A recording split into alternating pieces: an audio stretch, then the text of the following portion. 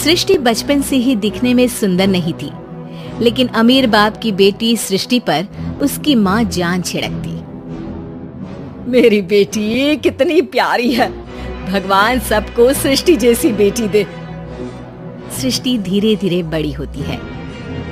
एक दिन सृष्टि की सहेली कहती है, तू दिखने में कितनी अजीब सी है, लेकिन मैं जानती हूँ हम सब में सबसे अच्छी शादी तो तेरी ही होगी। तेरे पापा अमीर जो हैं। और बता नहीं सकते यार, दहेज तो हर कोई देता है, ये क्या ज्यादा ले जाएगी अपने पति के लिए? अरे बड़े शहर में कोठी है इसके पापा की। अरे पापा की है ना, कौन सी इसकी है? इसकी होती तब तो कोई भी लड़का इससे शादी कर लेता। अरे पापा की मतलब पापा की है तो मेरी ही है ना? किसने कहा? अब तेरी तो तब होगी ना जब तेरा भाई ना हो। वैसे भी शादी के बाद सारी प्रॉपर्टी भाई के नाम होती है। सृष्टि समझ जाती है कि उसे किसी भी हालत में माँ बाप की सारी प्रॉपर्टी को अपने नाम करना है, लेकिन कैसे? एक दिन सृष्टि का भाई शीनू कहता है, बहन क्या कर रही है? तुझसे एक बात करनी है। अरे हाँ करना, मैं तो तेरी बहन हूँ। बहन मेरी लाइफ में ना एक लड़की है, बहुत अच्छी है। मैं सोच रहा हूँ माँ और पापा से बात करूँ शादी के लिए। सृष्टि को समझ में आ जाता है कि भाई की शादी होते ही भाभी उसे एक दिन भी घर में बर्दाश्त नहीं करेगी। क्या बात है भाई, बताना कौन है वो? यार वो बहुत अच्छी लड़की है, पढ़ी लिखी है, मेरे साथ जॉब भी करती है। बस एक प्रॉब्लम है। प्रॉब्लम?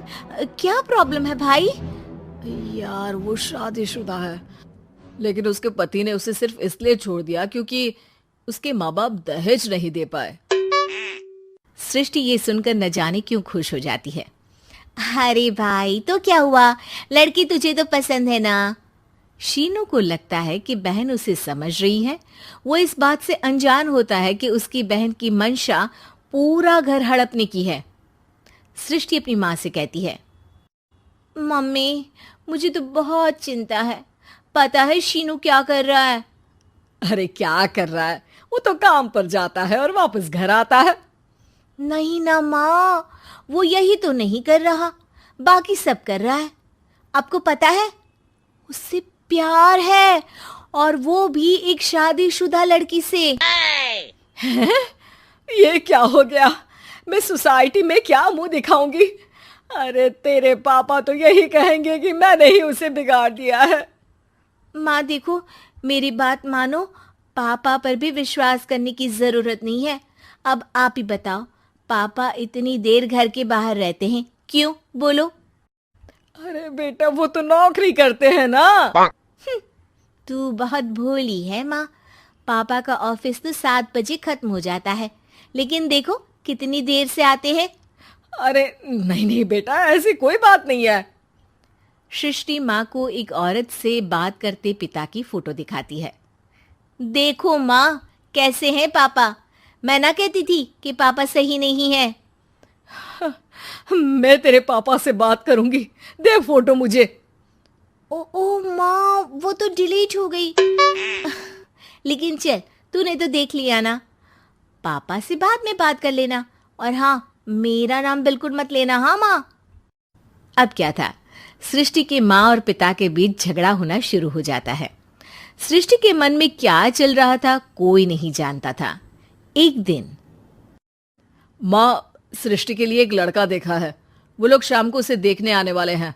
और हाँ माँ, एक खुशखबरी, मैं और पापा मिलकर एक नया बिजनेस ट्राई कर रहे हैं। शाम को लड़का आता है, सांवले रंग का। सृष्टि को तो बिल्कुल भी पसंद नहीं आता।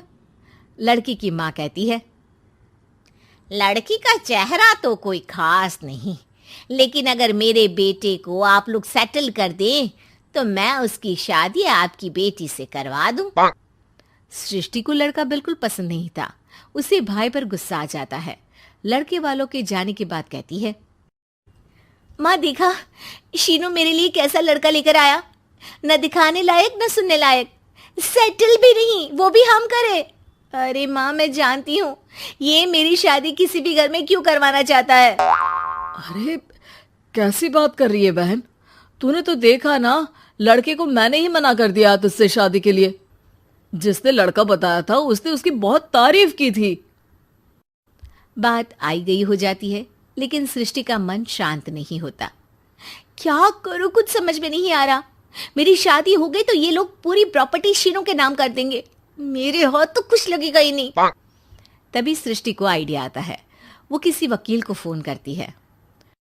जी देखिए, अगर आपके मम्मी पापा का तलाक हो जाता है तो आपके पिता की आधी प्रॉपर्टी आपकी माँ के नाम हो जाएगी, फिर उसे वो किसी को भी दे सकती है। सृष्टि अब माँ को बेटे के खिलाफ भरती है। माँ, शीनू पर नजर रखा करो, वो जिस लड़की के प्यार में है ना वो शादीशुदा है। यहाँ आएगी, सारा पैसा, रुपया, जमीन, जायदाद सब हड़प लेगी। पापा का भी हाल तुमसे छुपा नहीं है। ऐसा ना हो कि मैं और आप एक दिन सड़क पर भीख मांगे। हे भगवान, मैं तो जीते जी मर जाऊंगी अगर ऐसा हो गया तो। ऐसा हो गया नहीं माँ, ऐसा ही होगा। अभी समय है, आगे का सोच लो। मैं तो कहती हूँ पापा से आधी प्रॉपर्टी लेकर अलग हो जाओ। पापा की आधी प्रॉपर्टी भी हम लोगों को अगर मिल जाती है ना तो अगले 7 जन्म सफल समझो। बेचारी माँ बेटी के कहने पर पति से तलाक लेकर अलग हो जाती है। सृष्टि अब पैसों से गाड़ी और अपने दूसरे महंगे शौक पूरे करने लगी। उसके दोस्त भी उसके पैसे इस्तेमाल करते। सृष्टि, कल तुम कहाँ थी? मैं सारा दिन घर पर अकेली थी। तो मैं क्या करूं? मैंने ठेका तो नहीं लिया है ना तुम्हें संभालने का। माँ को सृष्टि से ये उम्मीद नहीं थी। वो बैठकर रोने लगती है। वहीं उसका पति यानी कि सृष्टि के पिता आ जाते हैं। मैं जानता था कि तुम्हारा यही हाल होगा, तो आपने मुझे रोका क्यों नहीं? मैं रोकता तो तुम रुकती क्या? सृष्टि के कहने पर तुमने मुझ पर अपने बेटे पर शक किया, लेकिन तुम ये भूल गई कि कैसे हम दोनों ने मिलकर जीवन में इतना सब खड़ा किया। माँ पति के गले लग जाती है। मुझे माफ कर दीजिए, मैंने आपकी कमाई का एक बड़ा हिस्सा गवा दिया। कोई बात नहीं, तुम साथ हो तो मैं ऐसी 7 प्रॉपर्टी खड़ी कर दूंगा। तभी वहां सृष्टि आ जाती है रोते हुए। माँ, मयंक ने मुझे छोड़ दिया। वो बोल रहा था जब तक मेरे पास पैसे थे तब तक ही वो मेरे साथ था। पापा, माँ, मुझे माफ कर दीजिए।